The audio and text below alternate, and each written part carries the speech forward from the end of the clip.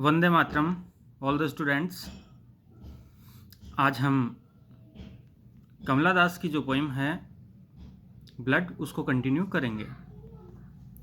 पिछले वीडियो में हमने देखा था कि कमला दास जो है वो अपने परनानी के पास में जब रहती थी, उसका जो बचपन जुड़ा हुआ था जिस घर के साथ में, उस घर को टूटते हुए गिरते हुए देखते हुए उसकी परनानी जो थी वो बहुत दुखी होती है।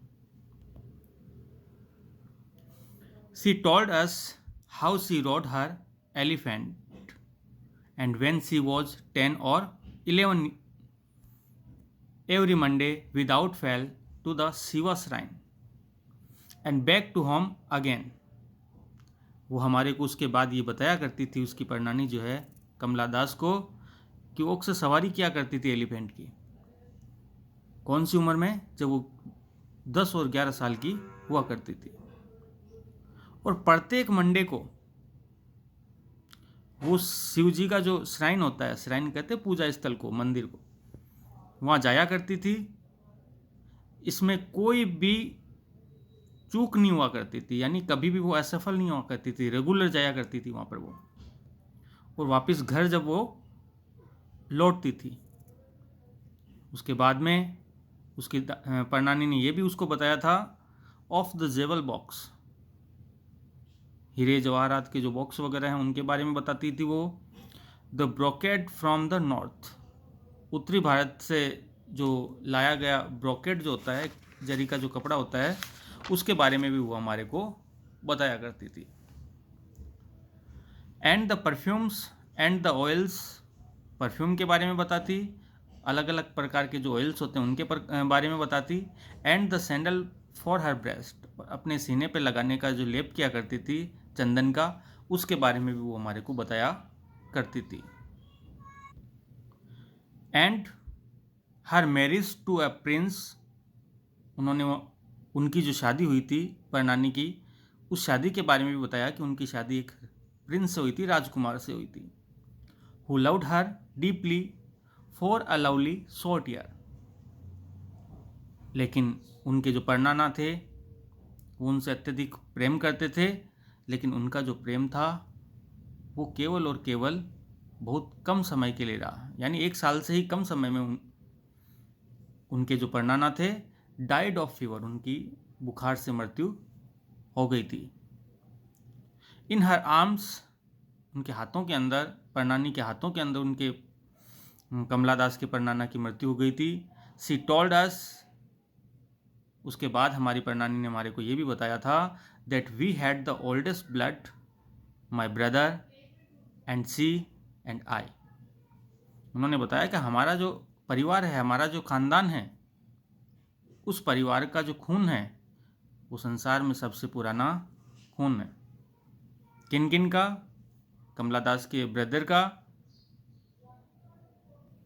और उनकी परनानी का और कमला दास का।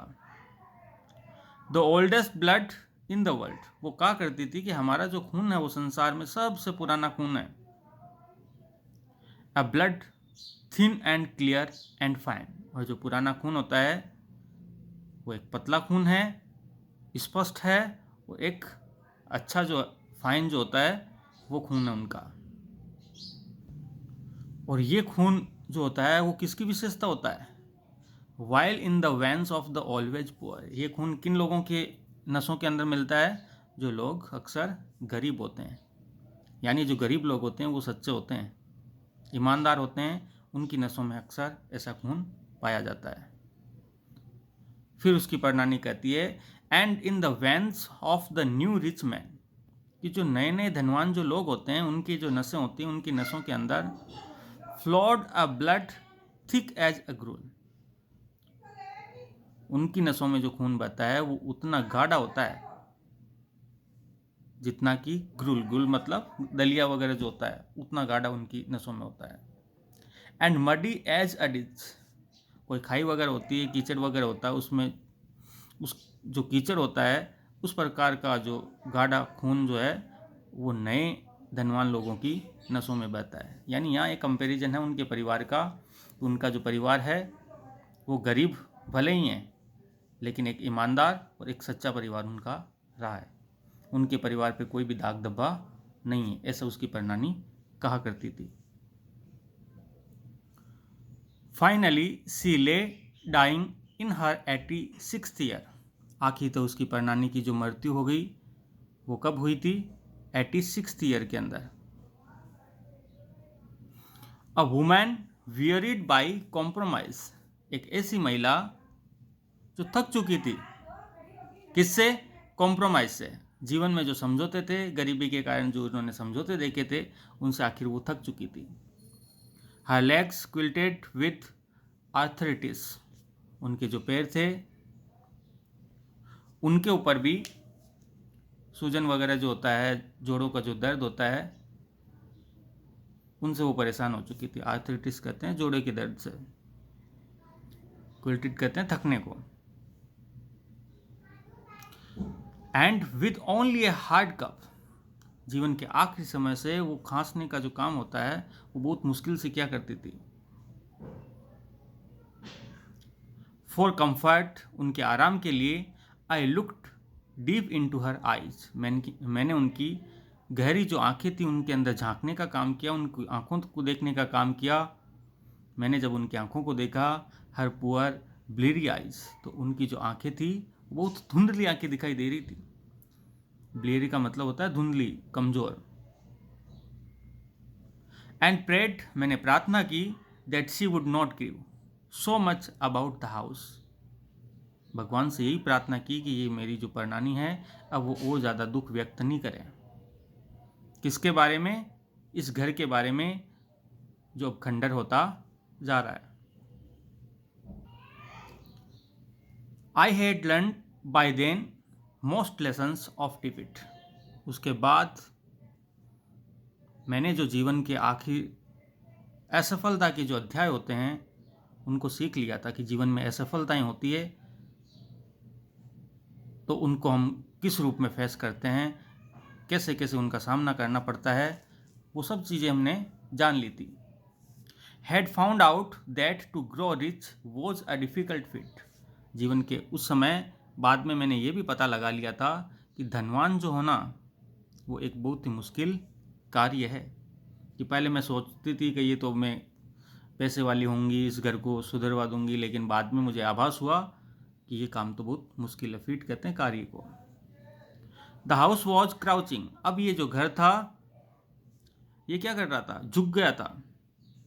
ऑन इट्स एल्बोज देन, अपनी कोहनियों के ऊपर उस समय, यानी गिरने के कगार पे ये लगभग आ चुका था। It looked that night in the pallid moon, उस रात्रि को जब उसकी परनानी की डेथ हुई थी, जब चंद्रमा पीला दिखाई दे रहा था, उस रात्रि को सो ग्रेटेस्क एंड अलिव, ग्रेटेस्क जो होता है उसका मतलब होता है एब्सर्ड, यानी भद्दा, अजीब, वो दिखाई दे रहा था और एक सजीव दिखाई दे रहा था वो घर।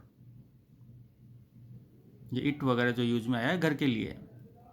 When they burned my great grand mother, फिर जब उन लोगों ने, परिवार के लोगों ने उनकी परनानी को दफन कर दिया था, over logs of the mango tree, आम के पेड़ की जो लकड़ियाँ होती है उनके लट्ठों के ऊपर उनको जला दिया गया था, उनको दफना दिया गया था।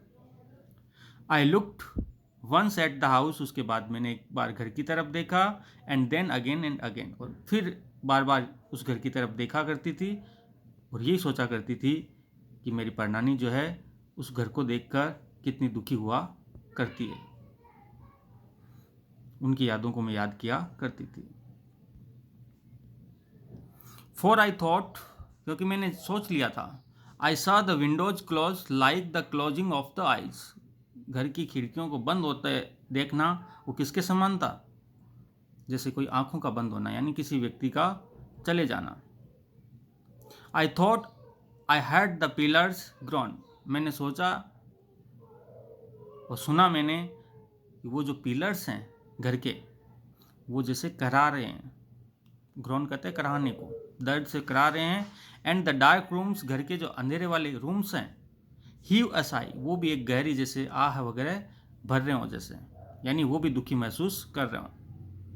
आई सेट फॉर्थ अगेन मैं आगे बढ़ी फॉर अदर टाउन्स, अन्य कस्बों के लिए, यानी उस घर को मैंने छोड़ दिया। Left the house with the shrine, मैंने उस घर को उस मंदिर के साथ में ही छोड़ दिया था, जो नाग देवता का मंदिर वगैरह वहाँ पे बाहर बना हुआ था।